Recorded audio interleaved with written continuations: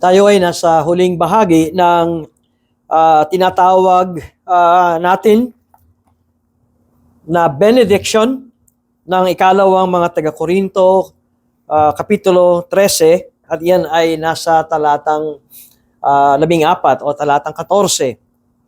Hindi ito isang senyales lamang na si Pablo ay matatapos na sa kanyang pagsulat dito sa mga taga-Korinto. Ngunit dahil ito ay benediction, ito ay may proklamasyon o may pagpapahayag ng pagpapala ng Diyos. Bakit ko dinidiin ito sa ating kalagitnaan? Sapagkat alam naman natin na ang iglesia sa Korinto ay isa sa pinakamagulong iglesia. Nariyan ang inggitan, nariyan ang kampi-kampihan, nagkaroon din sila ng pagdedemanda ng parehong magkapatid sa pananampalataya, ay dadalhin nila ang kanilang kaso at reklamo at demanda sa isang hukom o huwes na unbeliever. Kaya nga't ang sinasabi ni Pablo, wala ba man lang sa inyo na marunong humatol patungkol sa mga bagay na ito? Ba't nyo pa dadalhin ang inyong reklamo sa isang husgado na hindi mananampalataya?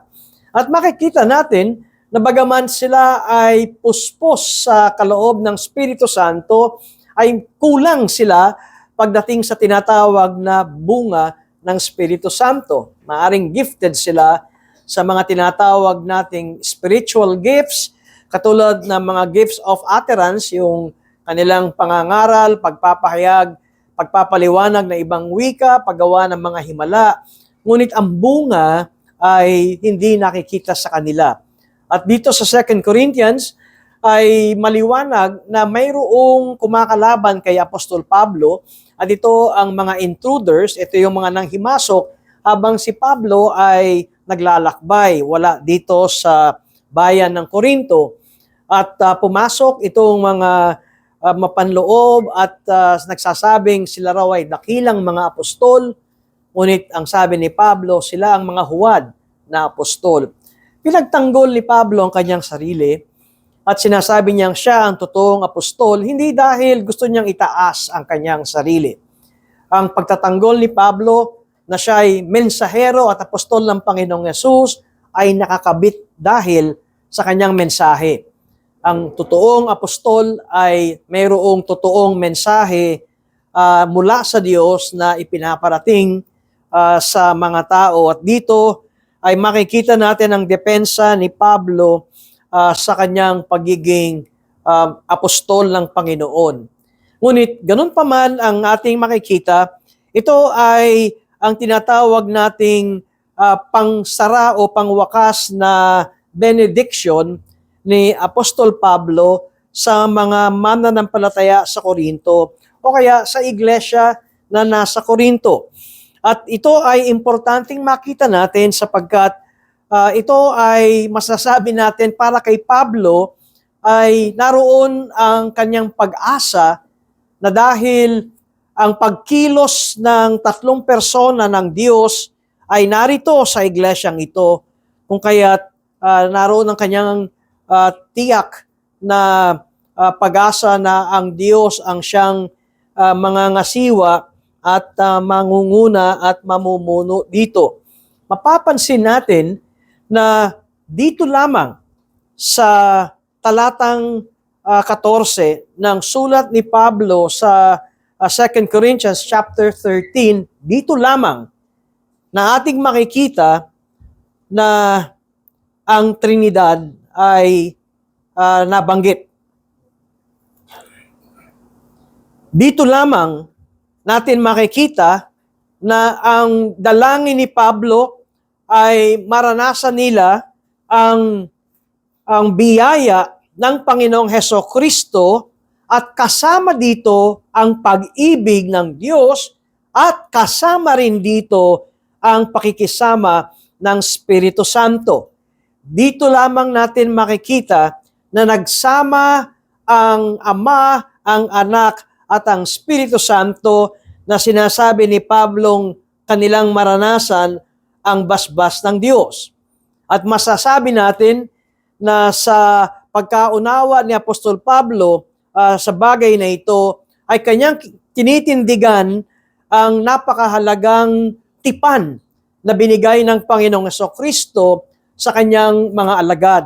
Ito yung tinatawag nating the new covenant o ang bagong tipan.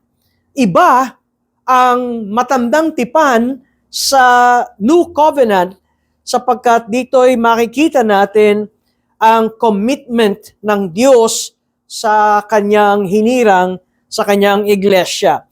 At ito ang isang bagay na nagbibigay kay Pablo ng pag-asa kahit magulo ang church na ito, kahit na maraming pula ang iglesyang ito, kahit na masakit sa damdamin ni Pablo ang nangyayari sa iglesyang ito. Ngunit ang isang bagay na maliwanag kay Pablo ay ang iglesyang ito ay ang templo ng Diyos na buhay. Kung kaya't sa ating pag-aaral ngayon bilang huling sulat o bahagi ng ating benediction patungkol sa ang pakikisama ng Espiritu Santo na kuminsan ay hindi ganong napapansin. Kuminsan ang tawag sa kanya ay the neglected Holy Spirit.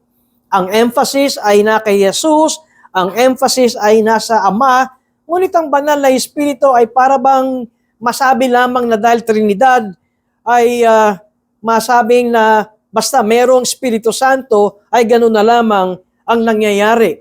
Sa hapong ito, nais kong tignan natin ano ang ibig sabihin ng pakikisama ng Espiritu Santo. Matatandaan natin na ito ay isang bilin ni Jesucristo sa kanyang mga apostol, sa kanyang mga alagad. Yung tinatawag nating the upper room discourse. Noong si Jesus ay nagbigay na ng kanyang pagpapaalam at kanyang sinabi sa kanyang mga alagad na siya ililisan na, at nais kong tignan ito sa John chapter 14, verse 6, na kanyang sinabi, "Ako ang daan at ang katotohanan at ang buhay. Sino man ay hindi makakarating sa Ama kundi sa pamamagitan ko." At pagkatapos, sabi sa verse 16 ng Panginoong Jesus, "At hihingin ko sa Ama, na at kayo'y bibigyan niya ng isa pang mga aliw, upang makasama ninyo siya magpakailanman." Sino itong mga aliw na ito? Ang sabi ni Jesus sa verse 17, ito ang Espiritu ng katotohanan na hindi kayang tanggapin ng sanlibutan sapagkat siya ay hindi nito nakikita o nakikilala man. Siya ay nakikilala ninyo sapagkat siya ay nananatiling kasama ninyo at siya ay mapapa sa inyo. Kaya't sino itong sinasabi ng Panginoong Jesucristo na mga aliw? Siya ang Espiritu Santo. Dito ay ating makikita na si Jesus ang nagsusugo dito sa Espiritu Santo para sa kanyang mga alagad, sa kanyang mga mananampalataya o sa kanyang mga apostol. Sinabi niya sa John 14 verse 26, "Subalit ang mga aliw, ang Espiritu Santo, na susuguin ng Ama sa aking pangalan, siya ang magtuturo sa inyo ng lahat ng mga bagay at magpapaalala sa inyo ng lahat ng aking sinasabi sa inyo." Kanina, ang magsusugo sa Espiritu Santo, ang magsusugo sa mga aliw ay si Jesus. Ngayon, sa talatang 26, sinasabi ni Jesus, ang Ama ang magsusugo sa Espiritu Santo sa kanyang mga alagad. Bakit ko sinasabi ang mga bagay na ito? Sapagkat makikita natin na pareho ang Ama at ang Anak ang siyang magsusugo sa Espiritu Santo sa mga alagad ng Panginoong Jesucristo. Sa madalit salita, itong tatlong persona na ito ay makikitaan natin ng mayroong pagkakaisa. Ang pagkakaisa ng Ama at ng Anak ay sa pamamagitan ng Espiritu Santo. Hindi natin makikilala ang Panginoong Hesukristo kung hindi sa pamamagitan ng turo at ministeryo ng Espiritu Santo. Nabanggit ng Panginoong Hesukristo na siya ay mang-aaliw. Alam niyo, pag tinignan natin ang kahulugan nitong sa English na another comforter, hindi ito naiiba kay Jesus. Ito ay sinasabing kahalintulad ni Jesus. Or ito ay masasabi natin na kahalili ni Jesus. Tingnan natin ang konteksto. Ang konteksto ay nagpapaalam na si Jesus sa kanyang mga alagad. Siya ay paroroon na sa kanyang ama. Nalulungkot ang kanyang mga alagad. Dahil sa 3 taon, sila ay magkakasama. Nasanay ang mga alagad sa pisikal na presensya ng Panginoong Hesukristo. Ngayon, ano ang iniiwan ni Jesus para sa ganon ay sila ay patuloy na mahubog at maalagaan. At dito, sinabi ng Panginoong Hesukristo na ako ay mag-iiwan sa inyo ng another comforter. Ang ginamit sa Tagalog ay isa pang mga aliw, at maaring masabi natin yan ay dagdag na mga aliw sa inyo, ngunit sa isang panig ay ako ay lilisan at pupunta sa Ama. Ngayon, ang papalit sa aking pang-aaliw sa inyo at paghubog sa inyo ay walang iba kundi ang Espiritu Santo. Kaya't masasabi natin na naibigay ang Espiritu Santo sa mga alagad ng Diyos sa napakahalagang gawa ng Panginoong Hesus. At ano ang tinatawag kong costly obedience ng Panginoong Hesus? Nang siya ay namatay sa krus.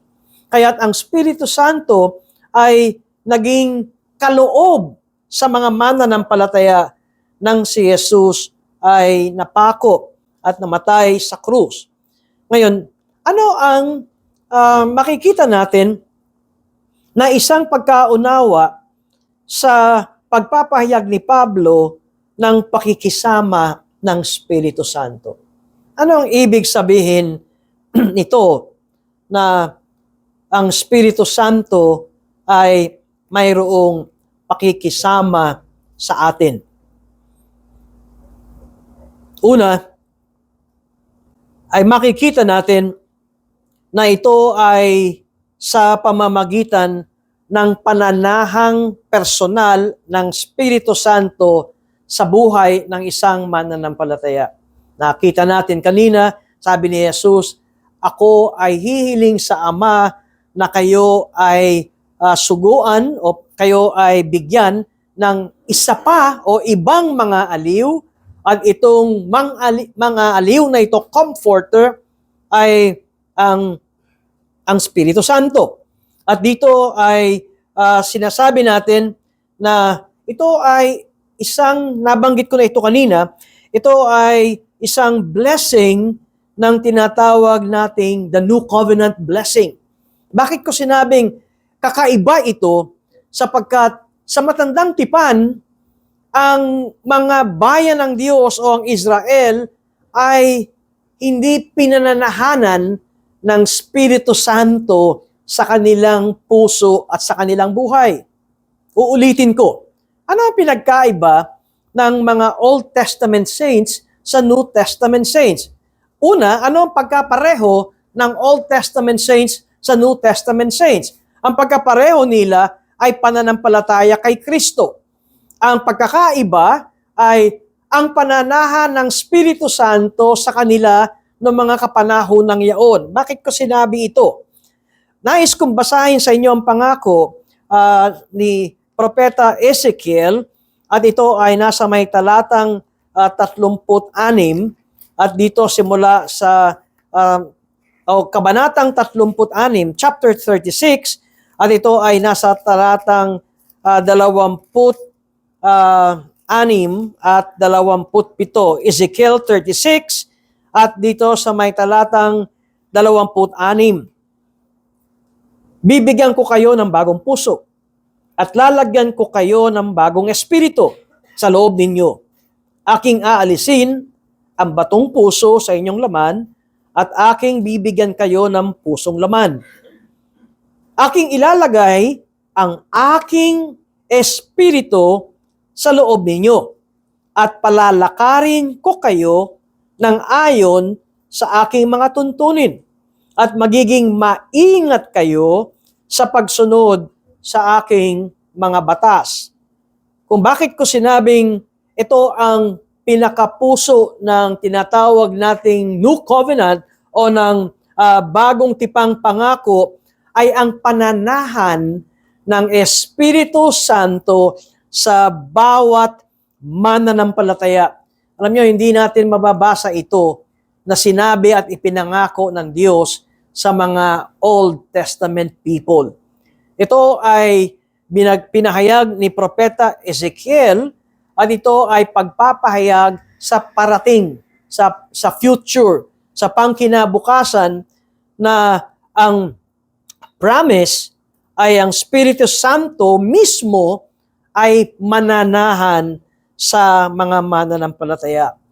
At dahil dito, kung ikaw ay mananampalataya, ang Espiritu Santo ay nananahan sa iyo. Ngayon, madalas nating narinig yung our union with Christ. Diba? Tayo ay mayroong pakikiisa kay Kristo. Kadalasan, ang pagkaunawa natin ng our union with Christ ay dahil tinanggap ko si Jesucristo at pagkatapos ay dahil sa pagsampalataya ko kay Jesus, kami ngayon ay magkaisa na. Ang pagkaintindi natin, yun yung our union with Christ. Pero hindi ba natin naisip na ang talagang naging dahilan kung bakit tayo ay naging kaisa ni Jesucristo ay dahil sa banal na Espiritu. Ang nagkabit sa atin sa pagkakaisa natin kay Jesus, madali nating sabing, dahil ako'y sumampalataya kay Kristo, ngayon si Kristo Jesus ay kaisa ko na. Pero nakalimutan ba natin na ang nagsama sa atin kay Kristo at tayong mga mananampalataya ay ang Espiritu Santo mismo. Kung papaano na kaninang binasa ko sa inyo, ang Ama at ang Anak ang nagsugo sa Espiritu Santo sa mga mananampalataya at ang Espiritu Santo ay nananahan na sa mananampalataya at ang Espiritu Santo ay magkaisa sa Trinidad na Diyos kung kaya't kapag ang Espiritu Santo ay nananahan sa iyo, ikaw ay kaisa na ng Diyos. Ando na ang iyong union with Christ because it is the same Spirit dwelling in Christ and in us. Paano ba nagsimula ang ministeryo ng Panginoong Jesucristong pagkatawang lupa sa mundong ito? Tatandaan natin, ang naidagdag sa kay Jesucristo ay ang katawan lupa. Si Kristo ay Diyos na, ngunit kailan naidagdag ang pagiging tao ng Panginoong Yesus. Hindi natin ito pwedeng paghiwalayin, pero kailan nagsimula ang pagkakatawang tao ng Panginoong Jesucristo nang siya ay nilimliman o nililiman ng Espiritu Santo. Kung titignan natin ang ministeryo ng Panginoong Jesucristo, si Jesus, nung siya'y isinilang ni Maria, walang similya o walang binihinang lalaki ang kontribusyon doon sa pagkatao ni Jesus. Ito ay sa pamamagitan ng gawa ng Espiritu Santo. Ngayon, sinabi rin ni Lucas na si Jesus ay lumaki simula sanggol, lumaki sa wisdom, lumaki sa stature, lumaki sa kaalaman sa pamamagitan ng Espiritu Santo. At kung titignan natin ang public ministry ni Jesucristo siya ay nakadepende ng palagian sa Espiritu Santo. Sa madalit salita, nandun ang Espiritu Santo kay Hesukristo. Ngayon, isipin ninyo na nang tayo ay sumampalataya sa Panginoon, ang sinasabi, ang Espiritu Santo ay nananahan na sa atin. Ang Espiritu Santo na nakay Kristo at ang Espiritu Santo na ngayon ay nananahan sa atin ang siyang masasabi natin na dito nagsimula at dito dumaloy ang ating pagiging kaisa ng Panginoong Hesukristo.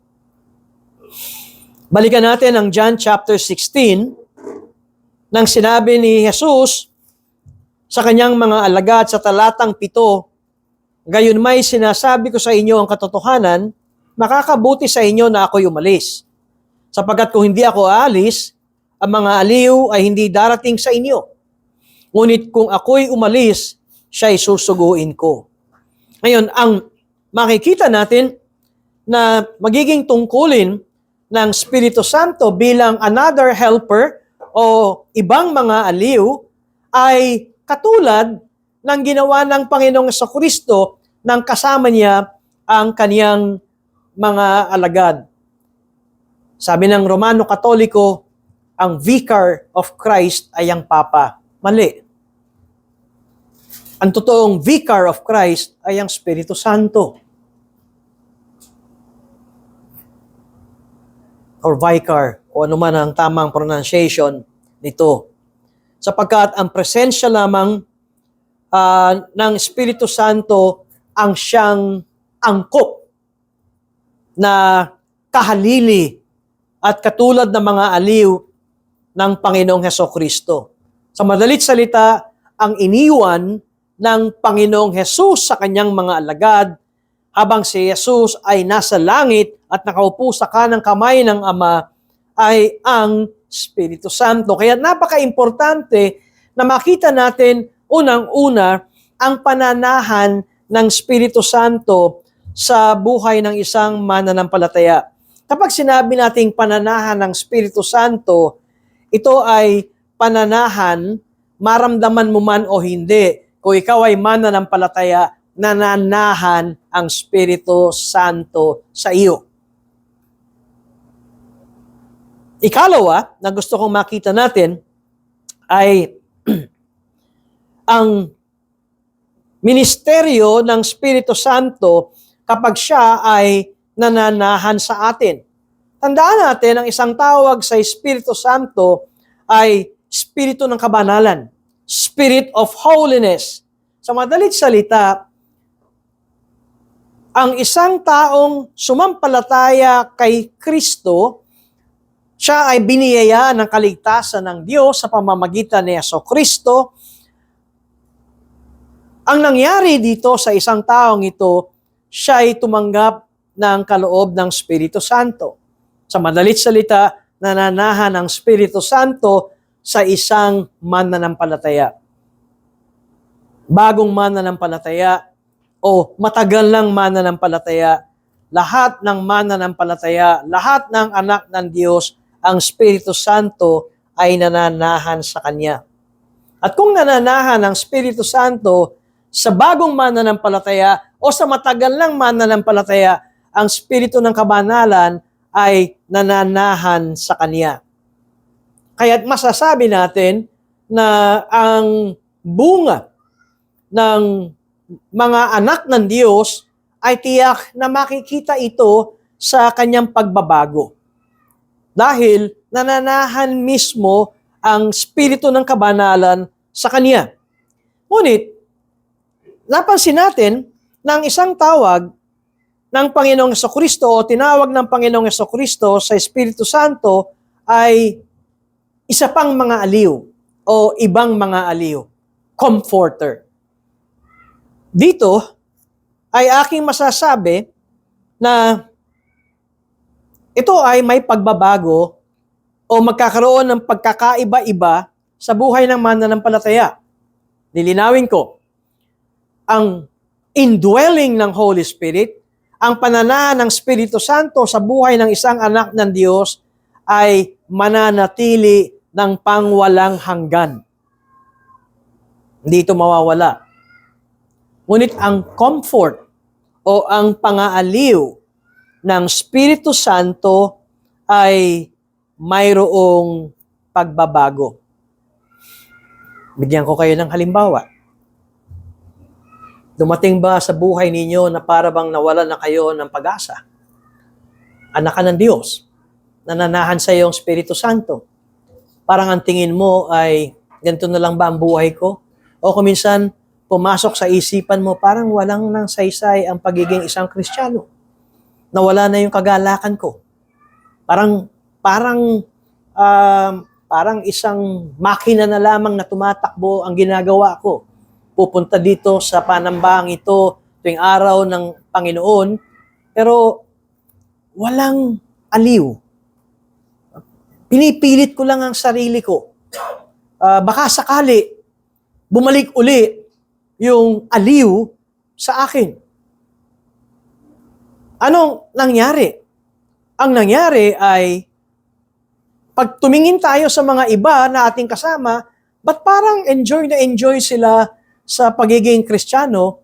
Bakit ako parang wala na yung enjoyment, wala na yung galak, wala na yung liwanag ng pagiging isang Kristiyano. Pero dati, bakit buhay na buhay ako? Pero dati, bakit gusto ko lagi na mayroong pagpupulong at pag-aaral ng salita ng Diyos at pagtitipon. Pero ngayon, parang ang bigat ng buhay ko. Nakita niyo ang ibig kong sabihin? Yung comfort ay nawawala. Pero yung pananahan ng Espiritu Santo ay hindi nawawala.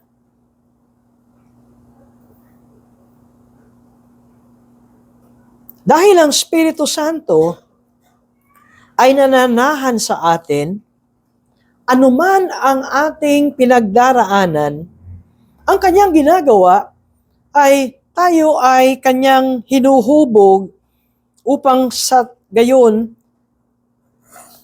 lumitaw at makita sa atin ang galak sa Panginoon at tayo ay mahubog ng mayroong pamumuhay ng may kabanalan kahit na matindi ang ating pagsubok, kahit maraming beses tayong bumagsak sa ating Christian life, pero hindi nawawala ang pananahan ng Espiritu Santo sa atin, hinuhubog pa rin tayo ng Espiritu Santo hanggang sa maging kawangis tayo ng Panginoong Jesucristo.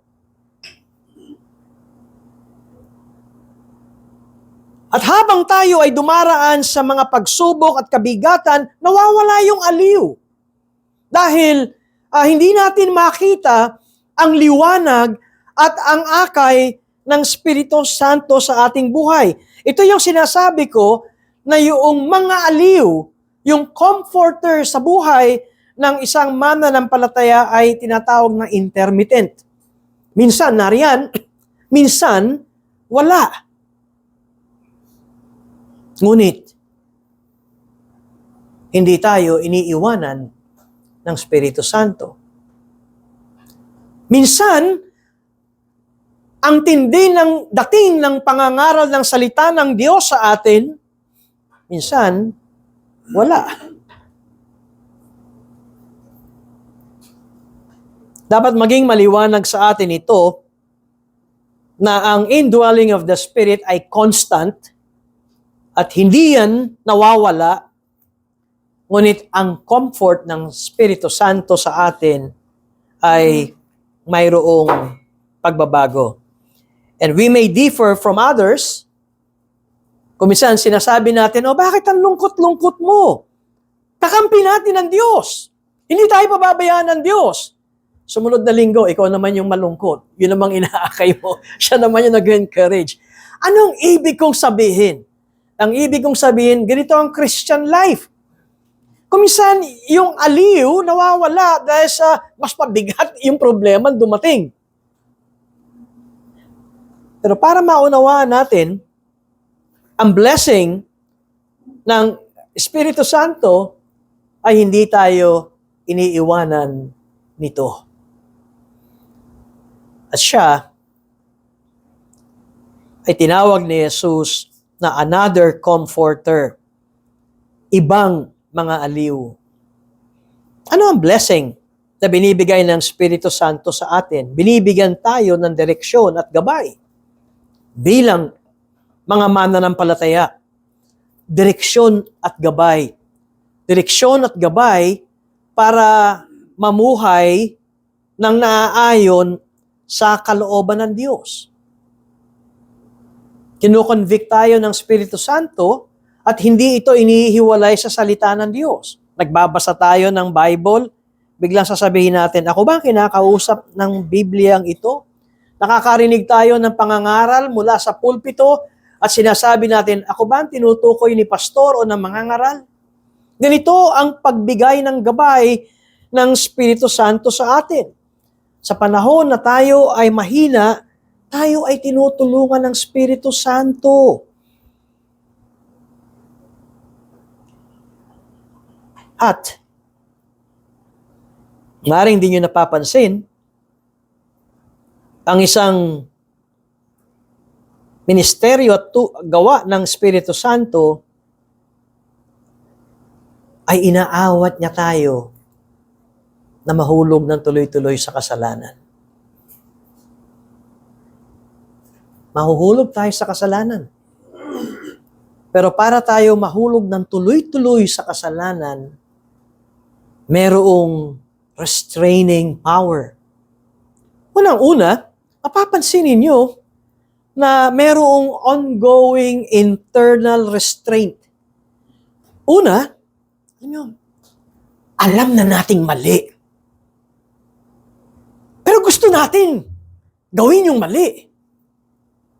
Pero merong sa loob ay pumipigil sa iyo. Yan ang Espiritu Santo. Upang tayo ay huwag tuloy-tuloy na mahulog sa kasalanan.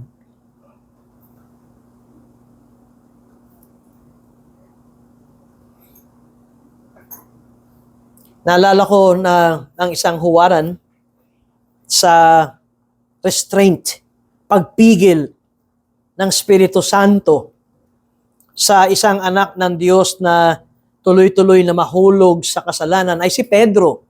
Alam nyo, itong pagtatwa ni Pedro na sinasabi niya, hindi ko kilala yan. Nung si Jesus ay nililitis. Si Pedro ay sumunod.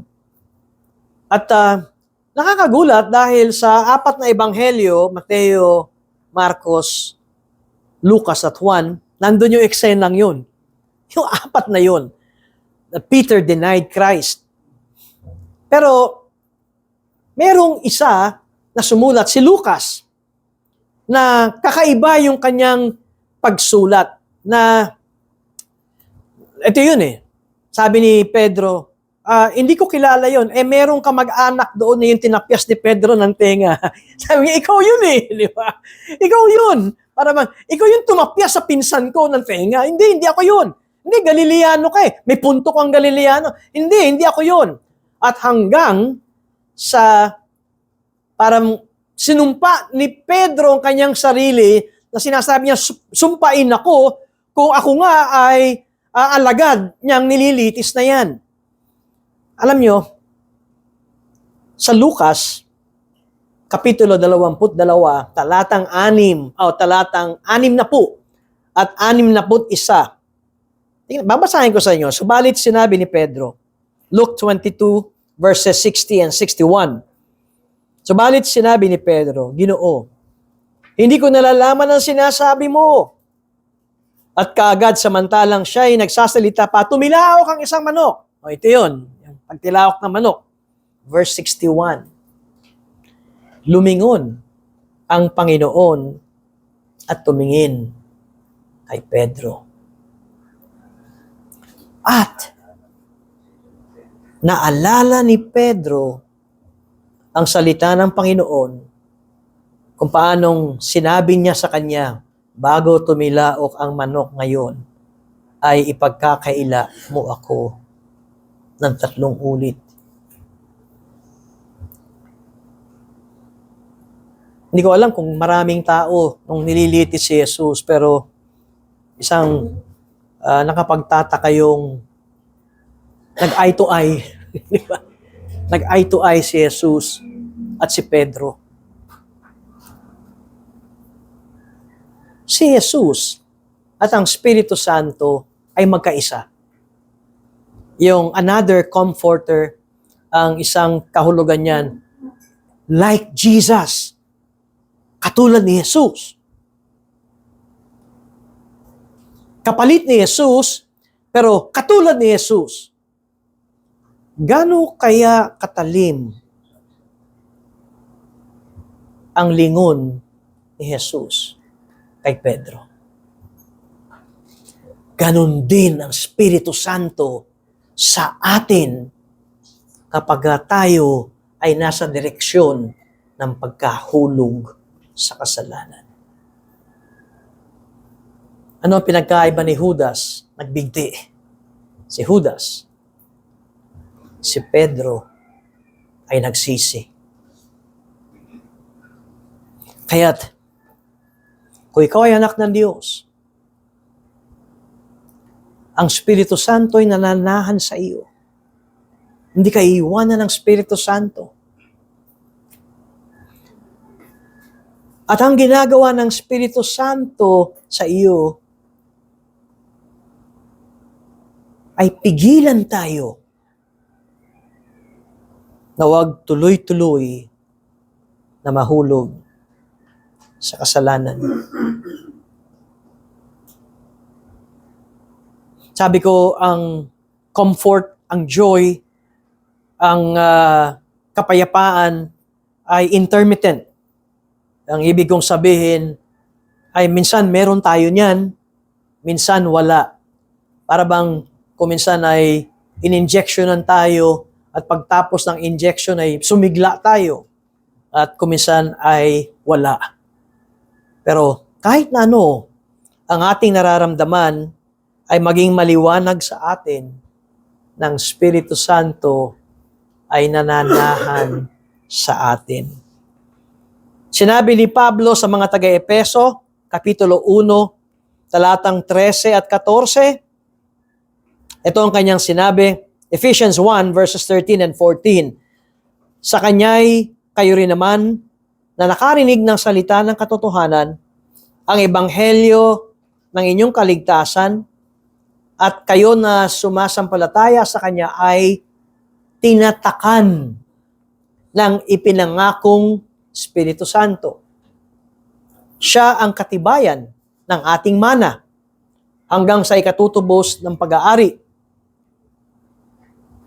Hindi lang nananahan ng Espiritu Santo sa atin, tayo ay tinatakan ng ipinangakong Espiritu Santo. Sa English, we are sealed.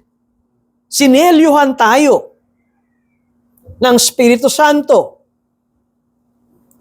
Naalala ko itong salitang tinatakan kasi sinabi rin ito sa John chapter 6, verse 27, na kung saan na si Jesucristo ay tinatakan ng Ama. Tingnan ninyo ito, John 6, verse 27. Huwag kayong magsumikap ng dahil sa pagkaing nasisira, kundi dahil sa pagkaing tumatagal para sa buhay na walang hanggan na ibibigay sa inyo ng anak ng tao. Sapagkat sa Kanya, inilagay ng Diyos Ama, okay, sapagkat sa anak ng tao kay Kristo, inilagay ng Diyos Ama ang Kanyang tatak. Ang ibig sabihin, ang tatak ni Espiritu ni Jesucristo ay ang tatak ng Ama. Napansin ba ninyo na sinabi ngayon ni Apostol Pablo na kung paanong si Kristo ay tinatakan ng Ama, tayo naman din ay tinatakan ng Espiritu Santo.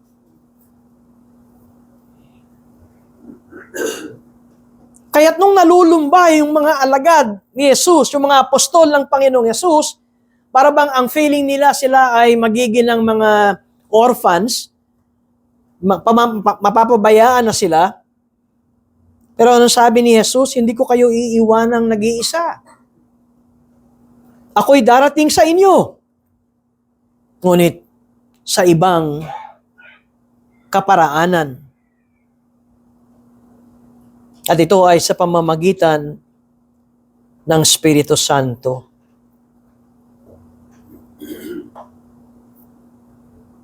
Ano ang ating dapat na maging tugon? Kung nananahan sa atin ang Espiritu Santo at tayo ay sinelyuhan ng Espiritu Santo. Katunayan, ang Espiritu Santo mismo ang selyo natin. Ngayon, ano ang ating tugon bilang mga mananampalataya? Sa Ingles, alam niyo to, do not grieve the Holy Spirit. Huwag ninyong pighatiin. Huwag niyong palulungkutin ang Espiritu Santo. Efeso 4, talatang 30.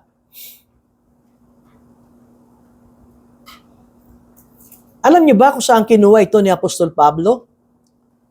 Itong Ephesians 4 verse 30, ito ay hango niya sa Old Testament. Ito ay hango niya sa Isaiah chapter 63 verse 10 ng sinabi, ito ay yung tinatawag na post-Exodus wilderness wanderings. Na nang sinabi sa Exodus 63 verse 10, they rebelled and grieved His Holy Spirit. Ang mga Israelita ay nagrebelde at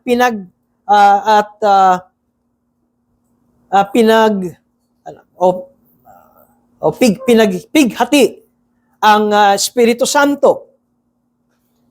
At pagkatapos, ginamit ngayon ito ni Pablo sa mga Kristiyano sa Efeso. Pero anong pagkakaiba?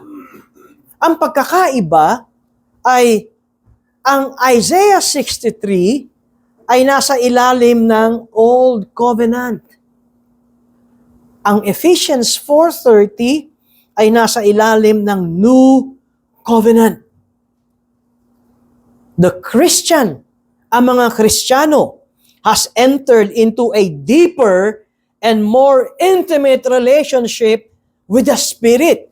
Mas malalim ang ating relasyon sa Espiritu Santo kaysa sa mga Old Testament people.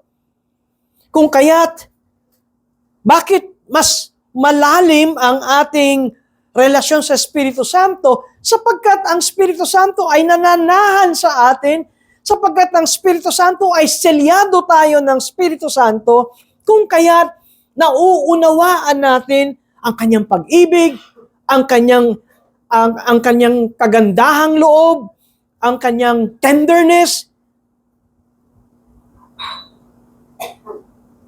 Kung kaya't, kung tayo ay patuloy na gumagawa ng mga bagay na taliwas sa kalooban ng Diyos, ay sinasabi ni Pablo, ito ang kanyang damdamin. Ano yung theologically speaking, ang sabi ng mga teologo, ito ay anthropopathism. Ano ba itong anthropopathism? Ito ay pagsasalarawan ng damdamin ng Diyos nang sa gayon ay maunawaan ito ng tao. Pagsasalarawan ng Diyos ng kanyang damdamin tulad ng damdamin ng tao. Maaring pagka dumating tayo sa mga pag-aaral na makikita natin, nalulungkot ba ang Diyos? Kung nalulungkot ang Diyos, hindi na perpekto ang Diyos. Nakita niyo yung point? If God is perfect, hindi dapat siya nalulungkot. Pero bakit marami tayong makikita sa Bibliang nagagalak ang Diyos, nalulungkot ang Diyos? Ang tawag ng mga teologo dyan ay anthropopathism. para maliwanagan at magkaroon tayo ng mas maliwanag na pagkaunawa sa ating Diyos, ay merong ganitong theological term na anthropopathism, which is describing God in terms of the emotional experience of man. Para lang maunawaan natin. Ngunit ang totoo, ito ay damdamin ng tao at hindi ito damdamin ng Diyos. Yan ay ibang aral, pero yan ay mga patikim kapag tayo ay niloob ng Diyos na dumating tayo sa damdamin ng Diyos at patungkol sa doctrine of God. Because the Spirit cannot be passively grieved. Ngunit ang sinasabi rito, kung tayo ay lumilihis sa kalooban ng Diyos and we become insensitive to the offensiveness to Him of our spiritual indifference and carelessness, we lose the power of obedience. And also, we lose the pleasure of our obedience. Kaya nakita nyo, unti-unting nawawala ang mga kasama natin. Kuminsan, bakit? Nagtatago ka na ba sa Diyos?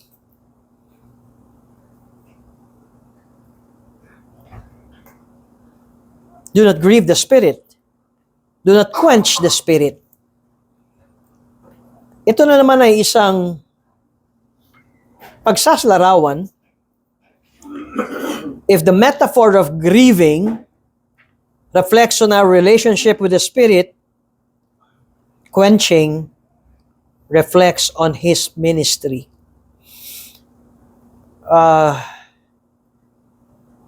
Do not quench the Spirit. Dahil ang Espiritu ay sumisimbolo ng apoy. Alam niyo ang ginagawa ng Espiritu Santo? Kung lumalago tayo sa kaalaman ng Diyos, pinagpapaabaga niya ang ating puso. It's like burning yung imahin ng umaapoy ang ating damdamin sa Diyos. Ito ang ginagawa ng Espiritu Santo. Pinapaalab, pinapaapoy ang ating damdamin sa Diyos. Hindi na tayo kinakailangan konsensyahin, pukpukin, i-text sa follow-up, nasaan ka? Di ka namin nakita, 3 linggo na, o kaya 4 na linggo na. Kapag ka ang Espiritu Santo ang siyang nananahan at kumikilos na may kagalakan tayo sa Diyos, pinapaalab niya ang ating puso at ang lahat ng ginagawa natin ay may kagalakan sa Diyos. Ngayon, ano ang ibig sabihin ng huwag niyong papatayin ang Espiritu Santo o huwag niyong papatayin ang apoy ng Espiritu Santo? Alam niyo, ibig kong sabihin, kung kayo ay nag-iihaw at alab na alab, talagang ang ganda ng ningas ng mga uling at umaapoy, huwag niyong bubuhusan ng tubig.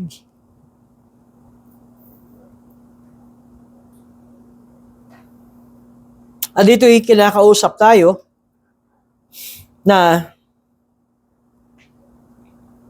kapag tayo kinakausap ng Espiritu Santo, kapag tayo ay kinakausap ng Espiritu Santo sa ating pamumuhay,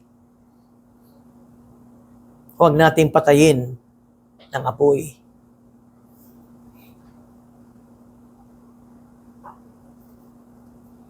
Sa halip na naalala ko yung apo ko nung ako yung nag-iihaw, gustong-gusto niyang laruan yung sprinkler. Sabi ko, wag mong patayin yung apoy. Sabi sa akin na apo ko, wisik lang. Winiwisikan. Alam nyo, minsan ganun ang ating paliwanag sa ating Christian life. Winiwisikan ko lang naman yung conviction ng Espiritu Santo. Winiwisikan ko ng ibang kaparaanan. Kung malakas na malakas ang salita ng Espiritu Santo sa iyo, huwag mong patayin ang apoy. Ang ikatlo ay huwag nating labanan. Do not resist the Word of God. Huwag nating labanan ang salita ng Diyos. Matandaan ninyo yung si Esteban, yung unang martir na nangangaral sa mga religious leaders. Hindi nila kaya si Esteban sa wisdom na binigay ng Espiritu Santo sa kanila.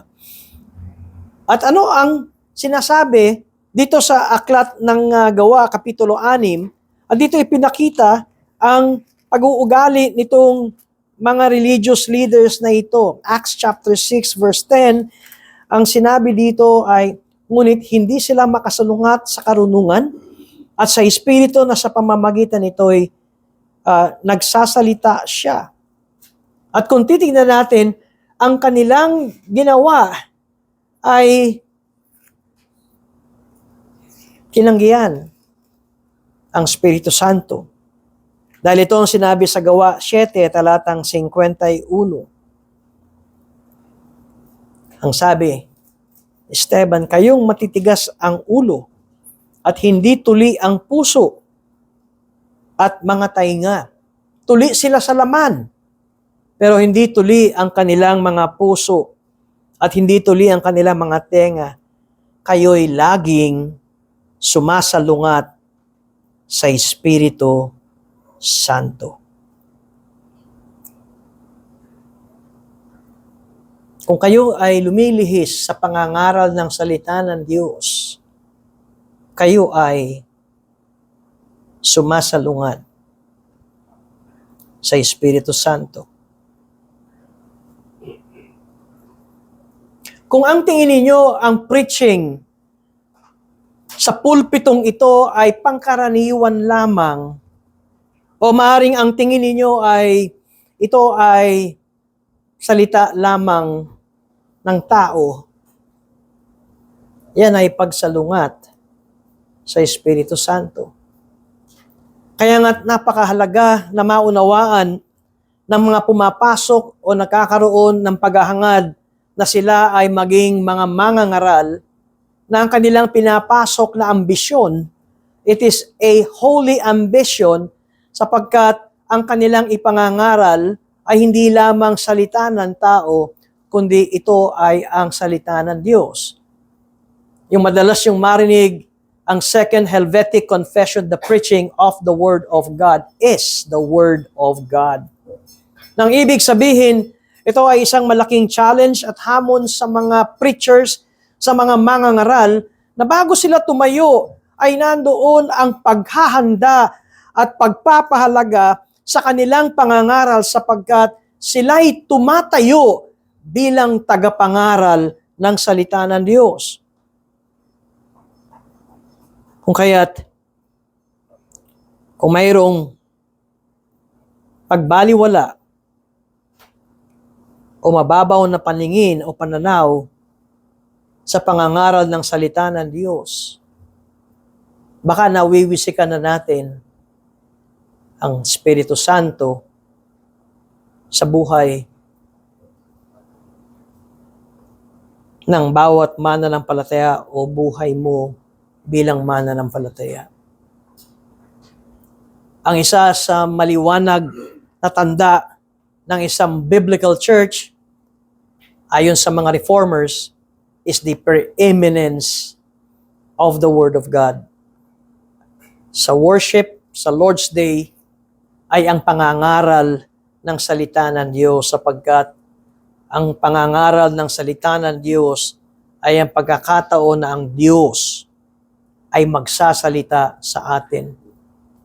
Kung idudugtong natin ang ating new liturgy na tinatawag nating dialogical worship, principle of worship, mayroon kayong mapapansin na pagdating sa altar, pagdating sa call to worship, ang sumisimbolo rito ay yung leader na nagpapahayag ng call to worship ay ang Diyos na tumatawag sa mga tao na ihamda nila ang kanilang sarili at sila'y sumamba sa Diyos.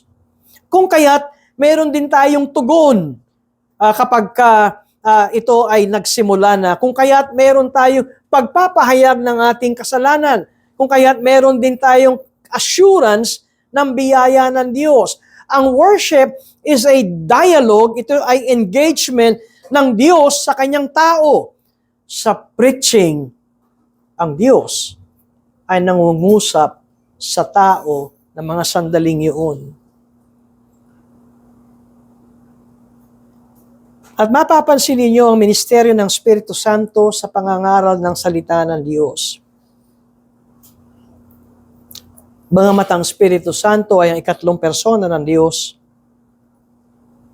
ngunit ang mapapansin natin dito, at kapantay ng Espiritu Santo ang Ama at ang Anak,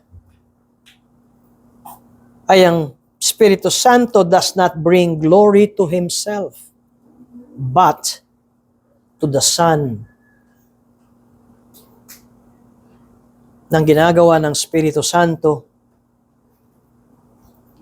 kapag ka mayroong pangangaral ng salita ng Diyos, kumbaga siya ang nagbubukas ng ating pangunawa at kumbaga ay siya yung spotlight sa isang theater na madilim na ang focus ay si Jesucristo. Kailan lang ay na-appreciate ko yung spotlight kasi ngayon lang uli ako nakakita ng ganong spotlight na kulay puti na nasa backstage. At ang layo ng backstage at ang layo ng stage. And yet, gumuguhit yung puting liwanag at ang nakafocus ay yung nag-iisang tao sa entablado. At ito ang ginagawa ng Espiritu Santo. Ang kanyang niluluwalhati at itinataas ay ang Panginoon. Kung kaya't, gayon na lamang, ang katiyakan ni Pablo na kahit na ang Iglesyang Corinto ay magulo dahil sa biyaya ng Panginoong Hesus at dahil sa pag-ibig ng Ama at ang pakikisama ng Espiritu Santo. Alam ni Pablo na ang iglesyang ito ay magiging maayos. Sa pangwakas, marami ngayon ang nagtatapos sa kanilang pag-aaral. Merong mga moving up, merong mga graduation ceremonies, at hindi nawawala yung magsasalita siguro yung valedictorian o kaya merong mga guest keynote speakers o guest speakers na magsasalita sa mga graduates, lalo na kung kayo yung mga kolehiyo. At isang napapansin nyo na sinasabi nitong mga speakers na ito, kayo ang pag-asa ng ating henerasyon. Maaaring hindi ganun ka-detalyado, pero yun ang nababanggit sa mga graduates na ito. Kayo ang pag-asa ng henerasyon. At kayo ang mga future leaders ng henerasyon natin. Kadalasan ganito ang mga graduation address. At kung mapapansin ninyo, ang mensahe ay tignan nyo ang inyong narating. Natapos kayo sa inyong pag-aaral at ngayon kayo ay papasok na sa bagong yugto o new chapter of your life, and kayo ang aming mga pag-asa sa pagpasok ng henerasyon. Maaaring hindi natin napapansin ang ibinibigay ng keynote speaker o kung sino man itong magsasalita ay itinataas ang kanilang self-image. Tinataas ang kanilang self-worth dahil sa kanilang narating. Ito ang paraan ng mundo. Itaas ang inyong self-worth, itaas ang inyong self-image, dahil sa inyong narating.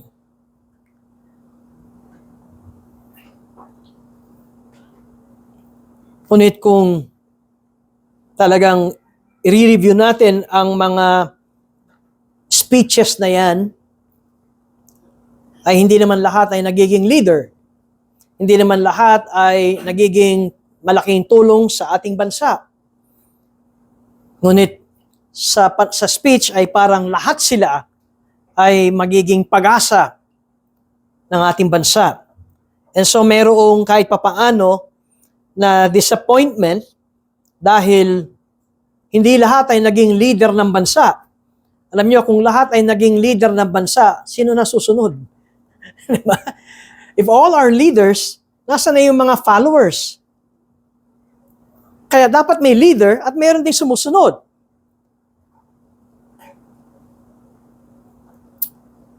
Ngunit I have a question for that self-image or self-worth kasi hindi ko nakita sa scripture na kayo ay niligtas ng Diyos, binago ang inyong puso, pinananahanan kayo ng Espiritu Santo para kayo maging leader. Wala ko nabasa sa Bible na ganun. Ang nabasa ko sa Bible, binago ng Diyos ang inyong puso, ang Espiritu Santo ay nanahan sa inyo para kayong maging servants. Napansin niyo ang pagkakaiba ng kaharian ng Diyos? Kung gusto mong maging dakila, ano sinabi ng Panginoong Yesus? Be the servant of all. Ang sistema ng mundo, kung gusto mong ganito ka, trabahuhin mo yan, at mararating mo yan, at ikaw ay makikita ng tagumpay. Bakit ko sinasabi ito? Ang sistema ng mundo ay pagalingan, paakyatan ng posisyon. Kaya nga't kuminsan, pag nakita nyo, even sa corporate world, usong-uso ron yung hatakan, crab mentality. Dahil gusto ko siyang lampasan at mas magaling ako sa kanya. And yet, ang sinabi ng Panginoong Jesucristo, be the servant of all. Our true worth as Christians ay hindi yung kung ano yung narating natin. Our true worth as Christians is found in the value Christ has placed upon us, not in the valuation of our self-assessment. Alam niyo kung bakit minsan may low self-esteem ang isang Kristiyano? Dahil ang kanyang isip, mas magaling siya kaysa sa akin. Wala akong sinabi doon. Ipinapantay niya na mas magaling yung tao maging sa mga magkakapatid. Kaya nagkakaroon ng inggitan at samaan ng loob. Kasi mas matalino yung kapatid ko kaysa sa akin. Kaya wala akong contest sa kanya. Uulitin ko as Christians. Our true worth, yung totoong atin, yung halaga natin, is found in the value Christ has placed upon us.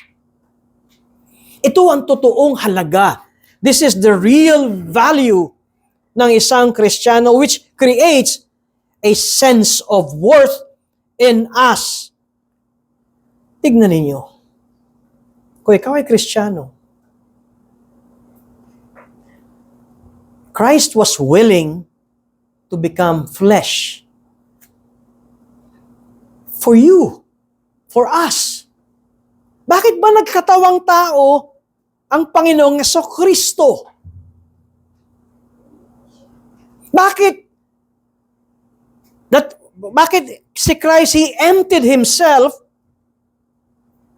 at umako ng katawang pantao? Bakit siya nagpakababa? Bakit handa siyang mamatay sa krus? Yan ay para sa atin. Christ became a servant, drinking the cup of divine judgment and bearing the curse of God. Bakit ginawa ng Panginoong Hesukristo ito? Ito ay para sa kanyang iglesia. At ang iglesia ay binubuo ng mga mananampalataya kay Kristo. At kung ikaw ay mananampalataya, ginawa ni Kristo yan para sa iyo at sa atin. Anong halaga mo? Ang halaga natin ay kung ano ang ginawa ni Kristo at kung sino ang gumawa noon para sa atin.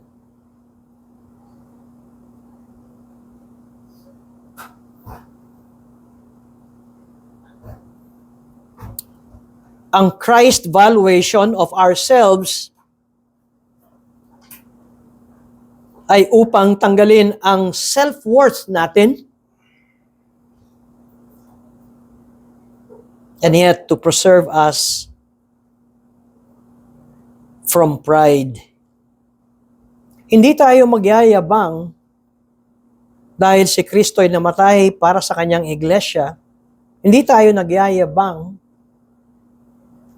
Ito ay isang pribilehiyo at pagpapala sa atin. At ibinibigay natin ang luwalhati kay Kristo lamang. At kung paano natin ito naunawaan ay dahil sa Espiritu Santo.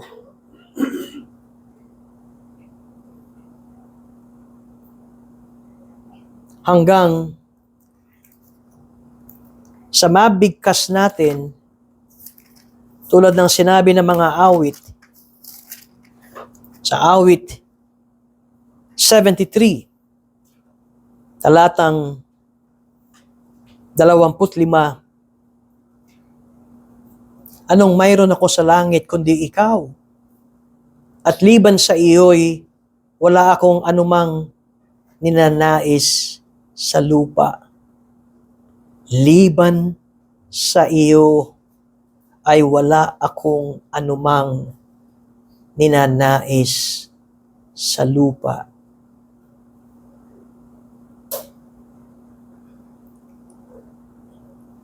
At kung naliwanagan tayo sa value natin kay Kristo, tulad ng sinabi nitong mga awit na ito, we have none in heaven beside Him, and none on earth we desire like Him. We value Him above all and count everything as loss by comparison. At kung narating natin ito, purihin ang Espiritu Santo. Sapagkat ang nagturo sa atin ito ay ang Espiritu Santo. Ang nagbukas ng pangunawa natin ay ang Espiritu Santo. Ang nagbigay ng kagalakan sa atin ay ang Espiritu Santo. Marami pong salamat, Panginoon, sa pag-aaral na ito at pagtatapos ng ikalawang sulat ni Pablo sa mga taga-Korinto. Kami ay patuloy na inyong pagpalain sa pag-aaral ng inyong salita. At salamat sa pakikisama ng Espiritu Santo.